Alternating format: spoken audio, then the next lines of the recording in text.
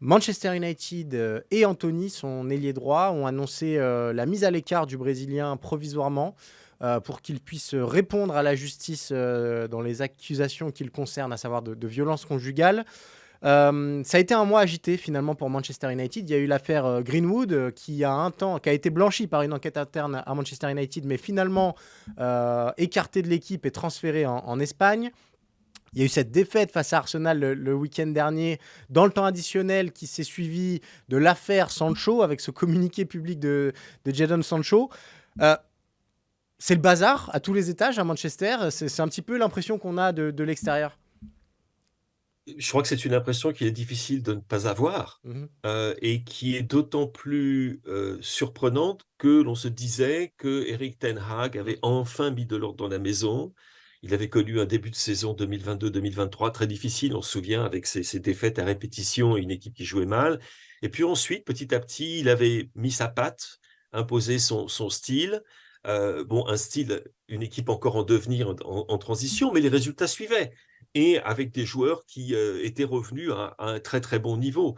Et là, en l'occurrence, on se dit, ben voilà, on est reparti comme en août 2022, Mm. avec en plus les problèmes, et qui sont des problèmes très très sérieux de gestion du vestiaire, créés par des événements externes, le cas de Mason Greenwood et le cas maintenant d'Anthony, bon, dont on ne peut évidemment pas parler en grand détail ici même, parce qu'il s'agit dans les deux cas d'affaires. L'une d'entre elles, Anthony, de toute façon, est encore en cours d'enquête. Ouais. L'autre, on rappelle que Mason Greenwood n'a pas été complètement,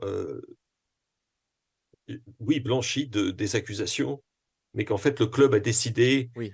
a décidé de croire sa version des faits. On va Ouais. dire ça comme ça. Ok.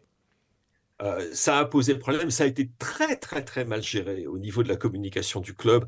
Là, Anthony, on peut espérer que les choses, bon, ils ont frappé un peu plus tôt, Ouais. dans la mesure où les allégations sont parues dans la presse brésilienne il y a seulement une semaine, et que là, on a pris on a pris une décision ferme un peu plus tôt. Mais bon, ça n'aide pas. Les commentaires que Erik ten Hag fait en conférence de presse sur Jadon Sancho, expliquant très clairement que s'il n'était pas dans le groupe, c'est parce qu'il n'avait pas eu le niveau à l'entraînement. C'est une chose, c'est rare qu'un entraîneur le fasse, mais ça arrive. Ouais. Par contre, que le joueur réponde publiquement Ouais. en allant sur une plateforme, sur un réseau social, pour dire pas du tout, je me suis très très bien entraîné, c'est pas du tout ça, croyez pas les imbécilités qu'on vous raconte. Bon, le courant, c'est pas que le courant ne passe plus, c'est que si le courant passe entre les deux, c'est plutôt, c'est pour te mettre sur la chaise électrique. Ouais. Donc, il y a, de ce côté-là, le torchon brûle. Il y a plein de joueurs qui sont en deçà également de leur niveau. Euh, Tu te demandes où est passé Anthony Martial. Ouais. C'est incroyable. Quand tu penses à ce qu'était ce joueur, tu te demandes ce qu'il est devenu. C'est comme si jamais Manchester United était une espèce de hachoir d'ambition. C'est-à-dire que les joueurs arrivent et que ce qu'on en recrache est quelque chose qui ressemble vaguement à ce joueur, mais qui n'a plus du tout le talent, euh, la liberté d'imagination, etc. Il y a des exceptions. Marcus Rashford demeure absolument irréprochable. Absolument. Il a trouvé un moyen de sortir Ah ouais. cette machine à hacher les joueurs. Mais Sancho est un exemple. Où est le Sancho que l'on avait vu en Bundesliga, qui était quand même un joueur absolument magnifique, Ouais. qu'on avait vu également en équipe d'Angleterre être très très bon.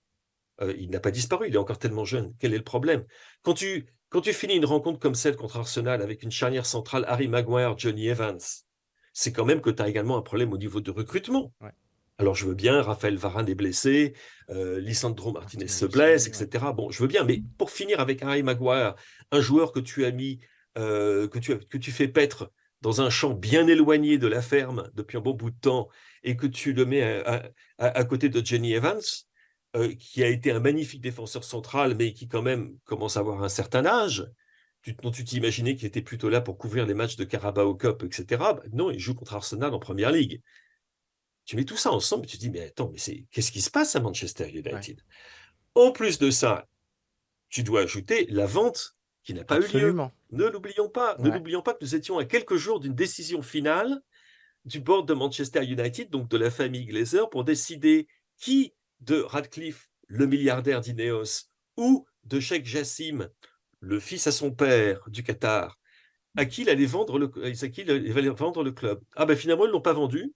Et il y a une semaine, le prix des actions a périclité de Manchester United à la suite de l'annonce.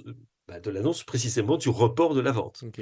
Donc, la situation, en fait, on est revenu à l'état dans Ouais. lequel on était il y a un an et dont on avait cru naïvement qu'on était en train de sortir graduellement.